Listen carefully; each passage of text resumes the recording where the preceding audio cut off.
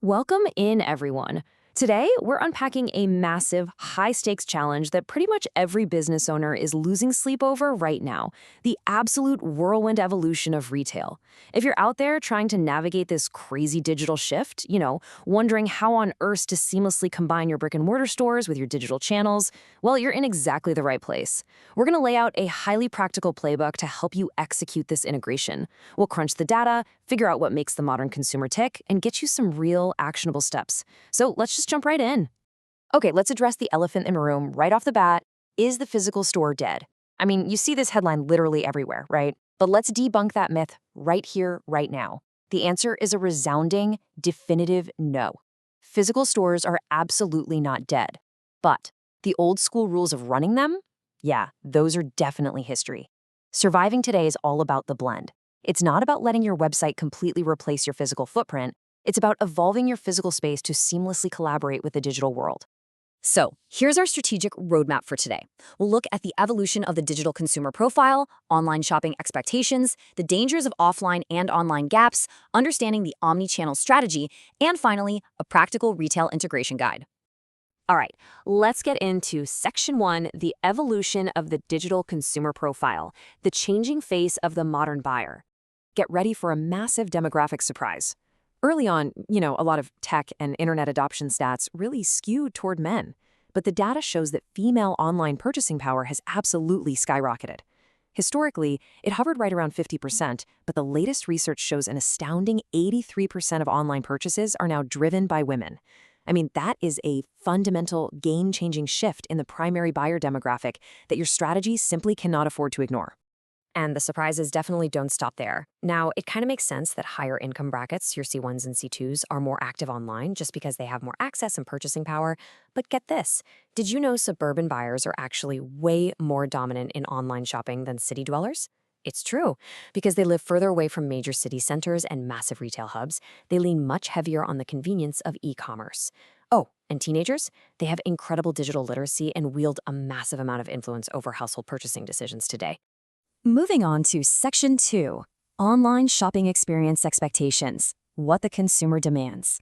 Now, the crucial thing to understand here is that consumers are constantly evaluating your online retail quality, often called your ETAIL-Q, across four very strict dimensions. First up, website design. Navigation, search bars, filters, they have to be totally intuitive. Second is fulfillment. And hey, it's not just about speedy delivery. Product accuracy is absolutely vital.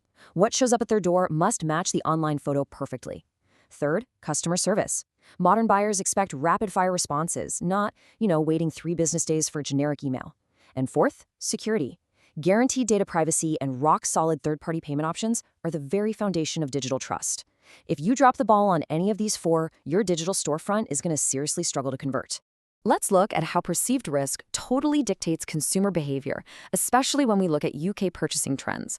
Books? Very low risk. You know exactly what you're getting, so their online popularity is off the charts. Clothing and accessories are also super popular, especially when the price tag is low. But consider electronics. That is a high-risk purchase. People worry about shipping damage or technical glitches, right? That's why they only have medium online popularity. The big takeaway here? For high-risk items, your digital store absolutely must offer crystal clear, no-hassle return policies and solid warranties to knock down that barrier to entry. All of this feeds right into our next core concept: customer loyalty. Look, in the digital space, loyalty isn't just about slapping the cheapest price on a product. Not anymore. It's actually built through customization, meaning you personalize their website experience and suggest products they actually want. It's built through fast interactivity, having that quick two-way conversation when they need help, and, crucially, transparency or care. Things like letting them track their order every single step of the way and being 100% honest about your stock levels. Which brings us to Section 3, the danger of offline and online gaps, the retail gaps. Let's diagnose this first major gap. Picture this. You've built a highly respected, powerful offline brand. People absolutely love walking into your physical store, but your website is clunky, slow, and just totally underdeveloped. This jarring inconsistency, it creates a massive gap. When consumers feel a disconnect between your premium physical brand and your frustrating digital one, it completely shatters their trust. And honestly, it leads to an instant loss of customers. They will happily click right over to a competitor whose digital front door actually matches their physical prestige. But why does this gap even exist in the first place? Well, exposing the internal root cause is critical here. It's decision-making inertia. Traditional physical retailers often get bogged down by slow, heavily layered bureaucracy and these endless internal budget battles. While traditional management is sitting in a boardroom arguing over who pays for a website upgrade, nimble, digitally native competitors are moving incredibly fast and stealing market share. Bottom line, sluggish decision-making is the ultimate enemy of digital integration. Okay, Section 4, Understanding the Omnichannel Strategy, Blending the Two Worlds. Let's get a really clear definition of this concept. Omnichannel is the continuous collaboration and interaction between your online channels and your traditional physical channels. Listen, it is not about your website competing with your physical store for the same sales. Think of it more like a harmonious partnership. Both digital and traditional touchpoints work together, hand in hand, to guide the customer smoothly through their buying journey. Let's map out what a real omnichannel journey actually looks like in practice. Minute 1, a consumer sees a traditional TV ad. An hour later, they're on their phone searching the internet for reviews. A day later, they actually visit your physical store. Not to buy right then, but just to touch the product, feel the quality, and reduce their perceived risk. Then, a whole week later, they make the final purchase online from the comfort of their couch. You see how that works? The physical store wasn't bypassed at all. It played a critical, totally irreplaceable role in reducing risk before that final online checkout. And now, Section 5, Practical Retail Integration Guide, your execution playbook. Now for the real how-to. To effectively blend physical and digital, retailers need to execute 3 precise steps. Step 1, eliminate unintegrated siloed information. Your pricing, your promotions, your inventory counts, they have to match perfectly across your physical and digital stores. No discrepancies. Step 2, increase digital interaction opportunities. Bring those digital touchpoints right into your physical store. Think ordering kiosks or scannable QR codes that pull up detailed product specs. And step 3, analyze multi-channel consumption. You've got to track your customers' behavior across all these channels so you can truly understand their unique blended journey. But to pull those steps off, you have to look inward.